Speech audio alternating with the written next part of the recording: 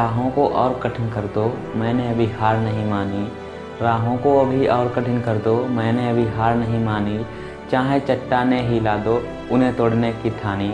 खुद का प्रकाश ना बन पाऊँ, खुद का प्रकाश ना बन पाऊँ, वैसा अंधियारा नहीं हूँ मैं।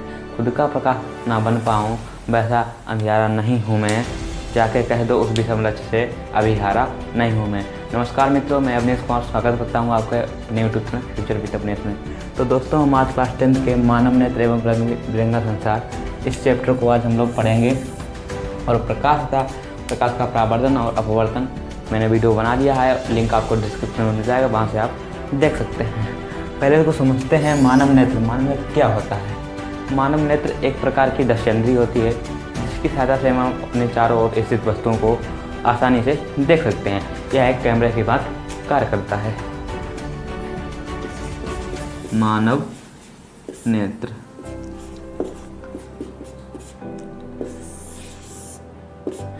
यह एक प्रकार की क्या होती है? दृश्येंद्रिय होती है। इसके सहायता से हमारे वातावरण में चाहे जितनी भी वस्तुएं स्थित होती हैं उनको हम अपनी आसानी से देख सकते हैं। यह एक कैमरे की बात कार्य करती है।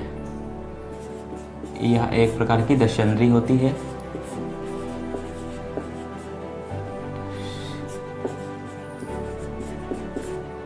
जिसकी सहायता से हम अपने चारों ओर की वस्तुओं को देख सकते हैं।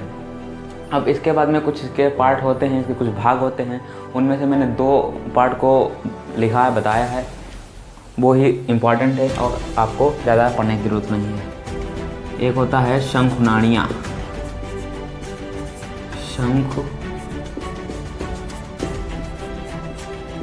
शंखनाड़ियाँ क्या होती हैं? ये 10 नाड़ियों के भाग में होती हैं। ठीक है, इसका पहला पार्ट होता है शंखनाड़ियाँ। ये मस्तिष्क से जाने वाली होती हैं। ये मस्तिष्क से जाने वाले प्रतिबिंब को रंगों का ज्ञान कराती हैं। अर्थात ये आपको अगर कोई भी वस्तु रंग बिरंगी दिखाई देती है तो वो इन शंखनाड़ियों की वजह से ही दिखाई देती है। ठीक है, ये रंगों का ज्ञान कराती हैं। क्या ये रंगों का ज्ञान कराती हैं। रंगों का ज्ञान कराती हैं। और इसका दूसरा पार्ट है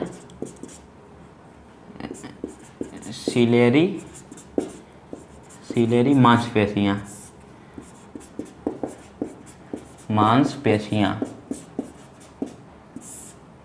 ये सीलेरी मांसपेशियाँ क्या होती हैं? ये प्रकाश की तीव्रता का ज्ञान कराती हैं। क्या? प्रकाश की तीव्रता का ज्ञान कराती हैं। मतलब प्रकाश कितनी वेग से आ रहा है, कितना है, कम आ रहा है कि ज़्यादा आ रहा है। तो ये प्रकाश के वेग का ज्ञान कराती हैं। किसके? प्रकाश के वेग या तीव्रता का। ये प्रकाश की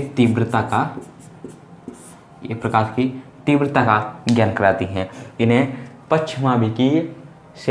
पश्चमाभिकी मांसपेशियाँ भी कहते हैं। क्या दूसरा नाम क्या है?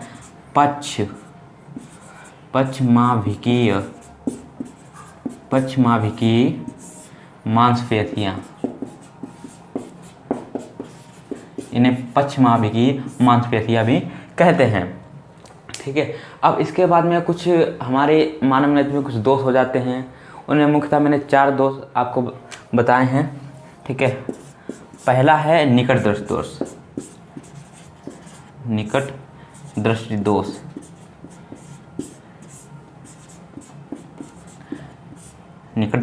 इसका दूसरा नाम है मायोपिया।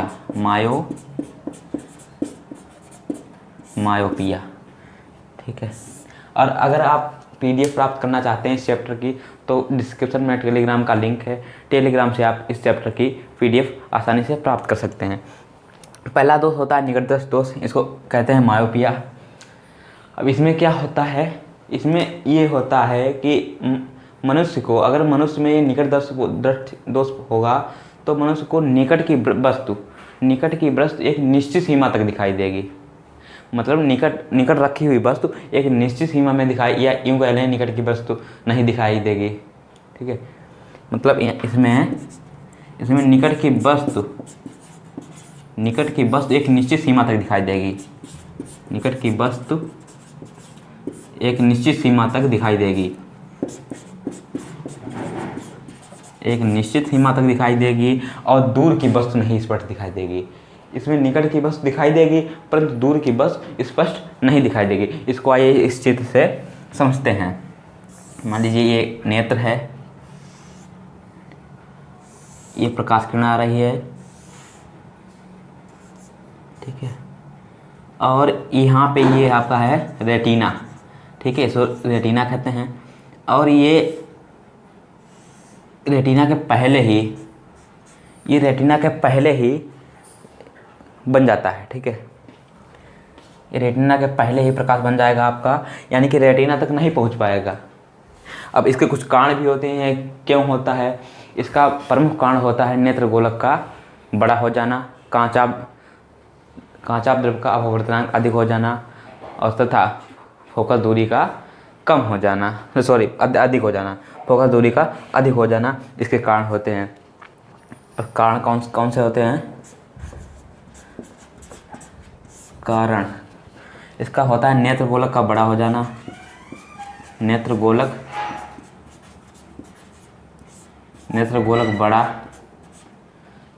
बड़ा हो जाएगा। और दूसरा कारण होता है कांचाभ द्रव्य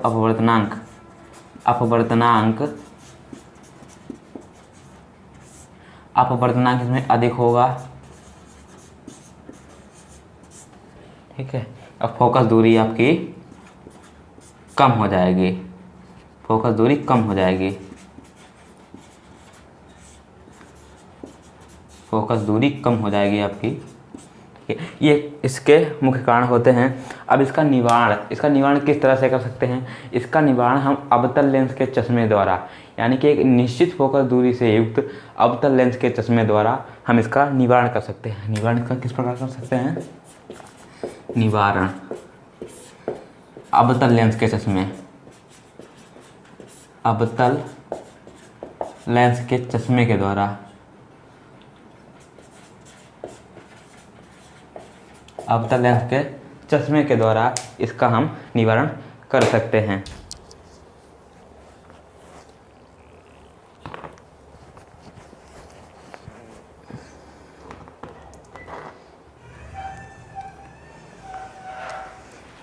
अब इसके बाद में दूसरा आता है दृष्टि दोष, दूरदृष्टि दोष। क्या? दूरदृष्टि दोष।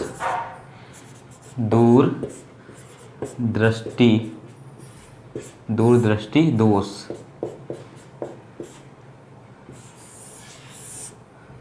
ये दूरदृष्टि दोष क्या होता है?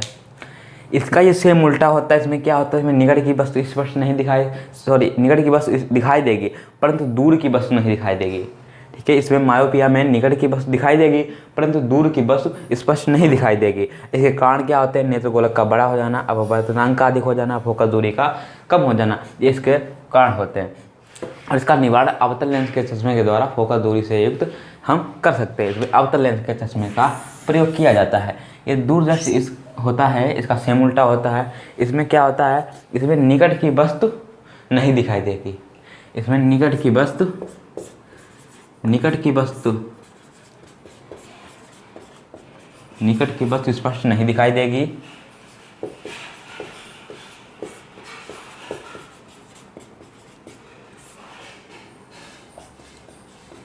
और जबकि दूर रखी वस्तु स्पष्ट दिखाई देगी।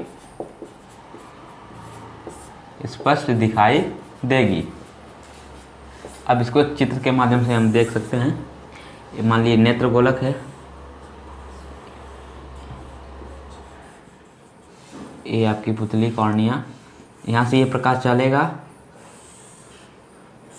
प्रकाश जाने के बाद ये परिवर्तित हो जाएगा। यहाँ पे रेटिना है, और ये आपका रेटिना के आगे बनेगा, जो बनेगा ये प्रतिबिंब रेटिना के आगे बनेगा। इसमें रेटिना के पीछे बन जाता था, इसलिए निकट यानी मायोपिया था, इसमें आगे बनता है तो इसका क्या हो जाएगा कि यह दृष्टिदोष हो जाएगा।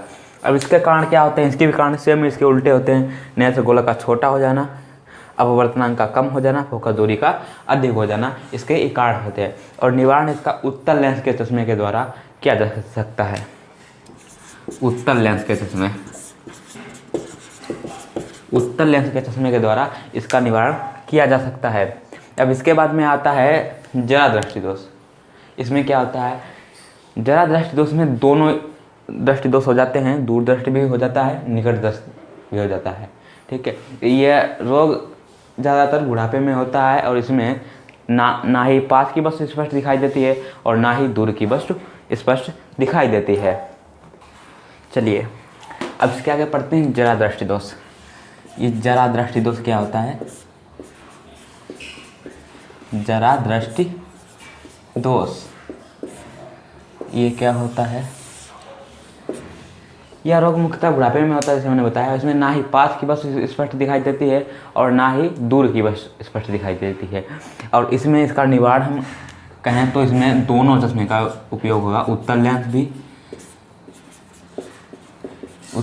भी एवं अवतल लेंस भी इसमें प्रयोग होगा। अब इसके बाद में आता है वर्णांता, मोस्ट इम्पॉर्टेंट है वर्णांता,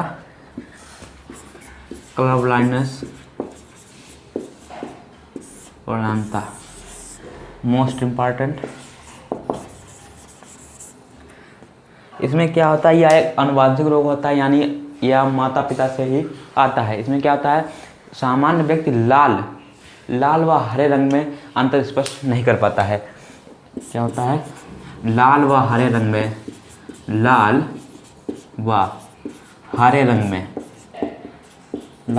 रंग में अंतर नहीं स्पष्ट कर पाएगा। और जबकि उसको पास की भी वस्तु स्पष्ट दिखाई देगी और दूर की भी स्पष्ट दिखाई देगी, परंतु लाल व हरे रंग में वो अंतर स्पष्ट नहीं कर पाएगा। इसे वर्णांता कहते हैं और यह एक आनुवंशिक रोग होता है, यानी कि माता पिता से आता है। यह एक आनुवंशिक रोग होता है और इसमें लाल व हरे रंग में अंतर स्पष्ट नहीं कर सकते हैं। अब इसके बाद में आता है एक प्रश्न है, मोस्ट इम्पॉर्टेंट है, बार बार पूछा जाता है कि स्वच्छ आकाश नीला क्यों दिखाई देता है? स्वच्छ आकाश, प्रश्न है स्वच्छ आकाश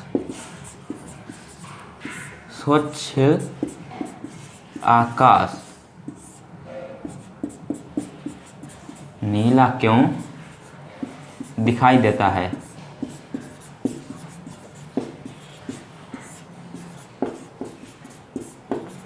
और वर्णांता कलर ब्लाइंडनेस, इसका निवारण किया ही नहीं जा सकता। इसका निवारण की बात करें अगर तो इसका निवारण नहीं किया जा सकता। यह एक आनुवंशिक रोग होता है, नहीं किया जा सकता। ठीक है, निकट दृष्टि दोष में क्या होता था? उसमें अवतल लेंस के चश्मे से निवारण कर लेते थे और दूरदर्शी में क्या होता था? उत्तल लेंस से कर लेते थे। जरा दृष्टि दोष में क्या होता था? उत्तल एवं अवतल दोनों से कर लेते थे। लेकिन कलर ब्लाइंडनेस यानी कि वर्णांता, इसमें इसका निवारण किया ही नहीं जा सकता। प्रश्न है स्वच्छ आकाश नीला क्यों दिखाई देता है? स्वच्छ आकाश नीला क्यों दिखाई देता है?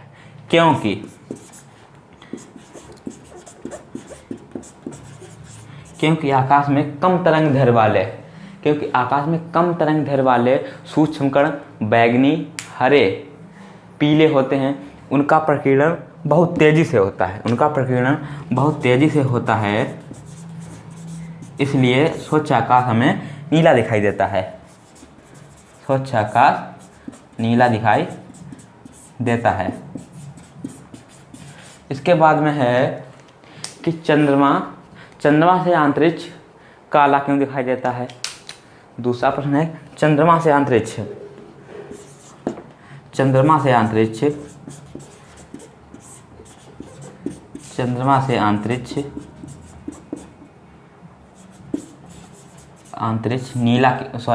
काला क्यों दिखाई देता है? काला क्यों दिखाई देता है? ठीक है, चंद्रमा से अंतरिक्ष इसलिए काला दिखाई देता है क्योंकि चंद्रमा का कोई भी वातावरण नहीं है, कोई भी उसमें एटमॉस्फेयर नहीं है। इसलिए जो सूक्ष्म कण होते हैं वो बहुत तेज़ी से प्रकीर्णन अपवर्तन करते हैं, वहाँ अपवर्तन होता ही नहीं है। वहाँ चंद्रमा का अपना कोई भी वातावरण नहीं है, वातावरण नहीं है, इसलिए वहाँ अपवर्तन होता ही नहीं है। अपवर्तन अपवर्तन नहीं होता है, इसलिए चंद्रमा से अंतरिक्ष काला दिखाई देता है। और तीसरा प्रश्न है कि खतरे के निशान लाल रंग से क्यों बनाए जाते हैं? खतरे के जो निशान होते हैं वो लाल रंग से क्यों बनाए जाते हैं? लाल रंग से इसलिए बनाए जाते हैं क्योंकि लाल रंग का तरंगदैर्घ्य 78 एंगस्ट्रॉम होता है। 78 एंगस्ट्रॉम होता है, जिसको बहुत दूर से देखा जा सकता है, इसलिए खतरे के निशान लाल रंग से बनाए जाते हैं। तीसरा क्वेश्चन है कि टिंडल प्रभाव किसे कहते हैं? मोस्ट इम्पॉर्टेंट, टिंडल प्रभाव किसे कहते हैं? टिंडल प्रभाव किसे कहते हैं? ये को टिंडल नामक वैज्ञानिक ने की थी, इसलिए इसे टिंडल प्रभाव कहते हैं। किसी कोलाइडी विलन में आपने देखा होगा, किसी बंद कमरे में जब कोई प्रकाश की एक पुंज किरण आती है, तो उसमें जो कण होते हैं वो उड़ते हुए दिखाई देते हैं और एक शंख जैसी रचना बन जाती है। कैसी? एक शंख जैसी रचना बन जाती है और उसमें कण जो होते हैं वो उड़ते हुए दिखाई देते हैं और इसे ही टिंडल प्रभाव कहते हैं। परिभाषा क्या होगी? जब किसी कोलाइडी विलन में किसी प्रकाश की एक पुंज को प्रवाहित किया जाता है, जब किसी कोलाइडी विलन में प्रकाश की पुंज किरण को प्रवाहित किया जाता है तो एक शंख जैसी रचना बन जाती है। कैसी? शंख जैसी रचना बन जाती है, जिसे हम टिंडल प्रभाव कहते हैं। मोस्ट इम्पॉर्टेंट है, 3 से 4 नंबर में आपका ये पूछ लेगा। दूसरा है, अब लेंस की क्षमता क्या होती है? लेंस की क्षमता, इसका एक सूत्र होता है, फार्मूला होता है लेंस की क्षमता। इसके 2 फार्मूले होते हैं, एक P बराबर 100/f यानी कि फोकस दूरी, और एक फार्मूला होता है P बराबर 1/f। ये जब निकाला जाता है तब फोकस दूरी मीटर में दे रखी होती है। ये तब निकालते हैं जब फोकस दूरी मीटर में दे रखी होती है, और ये तब निकालते हैं जब फोकस दूरी सेंटीमीटर में दे रखी होती है। ठीक है, ये तब निकालते हैं जब फोकस दूरी सेंटीमीटर में दे रखी होती है।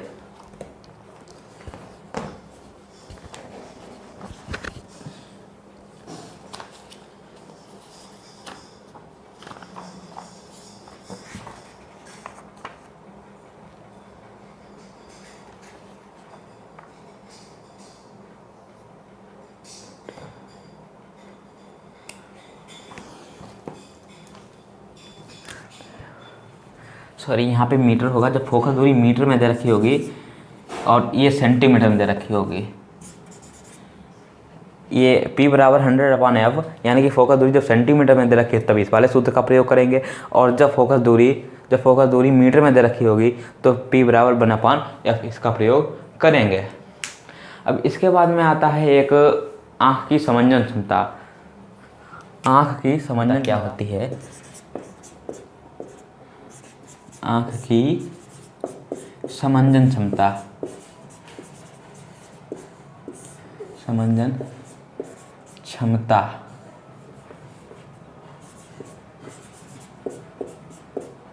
आँख की समंजन क्षमता क्या होती है?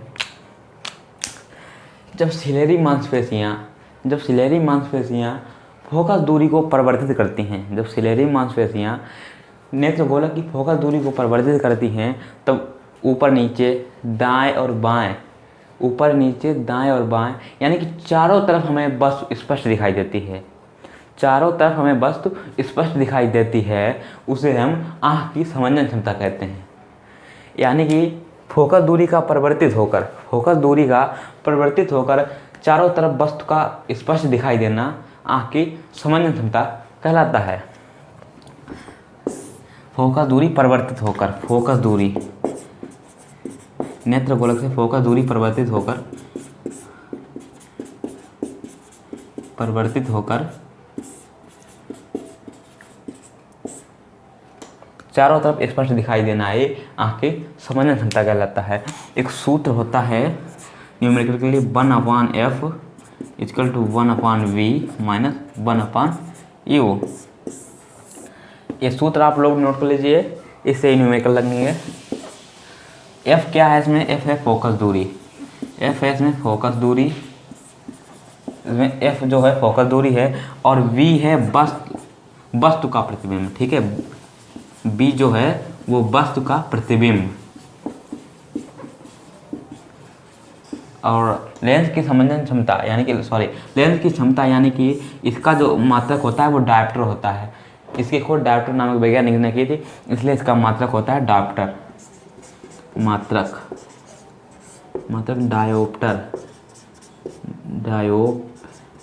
इसका मात्रक होता है डायोप्टर, ठीक है। f होगा फोकस दूरी, b होगी वस्तु का प्रतिबिंब, और u होगा f फोकस दूरी होगी, b आपका होगा वस्तु का प्रतिबिंब, और u होगा जो आपका होगा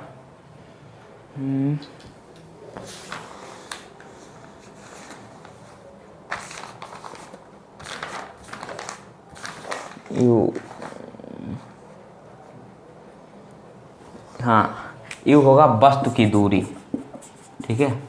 u जो होगा वो वस्तु की दूरी, ठीक है। 1/f equal to 1/v minus 1/u। तो f क्या होगा इसमें? फोकस दूरी, b क्या होगा? वस्तु का प्रतिबिंब, u क्या होगा? वस्तु की दूरी। अब चलिए न्यूमेरिकल पर चलते हैं। यहाँ पे एक न्यूमेरिकल दिया है मुझे, एक कह रहा है किसी निकट दृष्टि दोष से पीड़ित व्यक्ति का दूर बिंदु नेत्र के समान 80 सेंटीमीटर दूरी पर स्थित है। इस दोष को संशोधित करने के लिए आवश्यक लेंस की प्रकृति तथा क्षमता क्या होगी। यानी कि लेंस की क्षमता भी पूछी है और इसकी प्रकृति भी पूछी है। इसमें दे रखा है b दे रखा है, देखिए जो b दे रखा है आपका, यानी कि वस्तु का प्रतिबिंब b दे रखा है, वस्तु का प्रतिबिंब माइनस 80 सेंटीमीटर, v दे रखा है माइनस 80 सेंटीमीटर, और u तो होगा u होगा जो वस्तु की दूरी, वो वस्तु की दूरी सामान्य व्यक्ति में अनंत पर बनती है, यानी कि u ये इनफाइनाइट पे होगा, अनंत पे होगा। अब सूत्र है 1/f equal to 1/v minus 1/u, 1/f, और v कितनी दे रखी है? माइनस 80, और ये दे रखी है माइनस, ये तो इनफाइनाइट हो जाएगा। अब जब इसको आप सॉल्व करोगे तब 1/f माइनस 8, ये इतना आपका आएगा। अब जो इसको भी सॉल्व करोगे तो ये आपका 8, ये आपका 8 आ जाएगा, ठीक है। ये आपका ये सेंटीमीटर में आएगा, और सेंटीमीटर के लिए सूत्र ये वाला लगेगा, p बराबर 100/f। तो यही वाला लगा देते हैं, p बराबर 100/f। p हमें निकालनी है, क्षमता निकालनी है, 100/f। f कितना दे रखा है? 8 सेंटीमीटर। सेंटीमीटर के लिए वो वाला सूत्र प्रयोग करेंगे, 8 दे रखा है, और 8 एकन 8, कितने बचेंगे? 2 बचेंगे, इधर हो जाएंगे 20, 8 दूनी 16। अगर पॉइंट में कुछ आएगा, पॉइंट में आएगा इसका, ठीक है। ये रहा आपका सवाल। और एक प्रश्न है कि तारे क्यों टिमटिमाते हैं। मोस्ट इम्पॉर्टेंट है, तारे क्यों टिमटिमाते हैं। तारे इसलिए टिमटिमाते हैं क्योंकि ये तारे हमारी आँखों से बहुत दूर हैं, और जब इनका प्रकाश हमारी आँखों में पहुंचता है तो विभिन्न परतों के माध्यम से होकर हमारी आँखों में परिवर्तित होता है, जिससे सघन व विरल माध्यम में आकर ये अपवर्तन करते हैं। सघन व विरल माध्यम में अपवर्तन होकर हमारी आँखों में पहुँचता है। इसलिए हमें तारे टिमटिमाते दिखाई देते हैं, टिमटिमाते दिखाई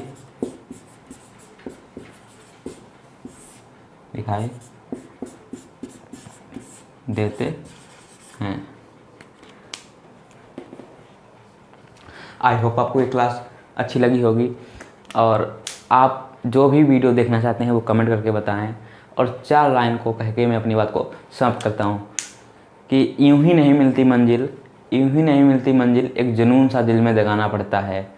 यूं ही नहीं मिलती मंजिल, एक जुनून सा दिल में जगाना पड़ता है। पूछा चिड़िया से कैसे बना आशियाना, बोली भरनी पड़ती है उड़ान बार बार।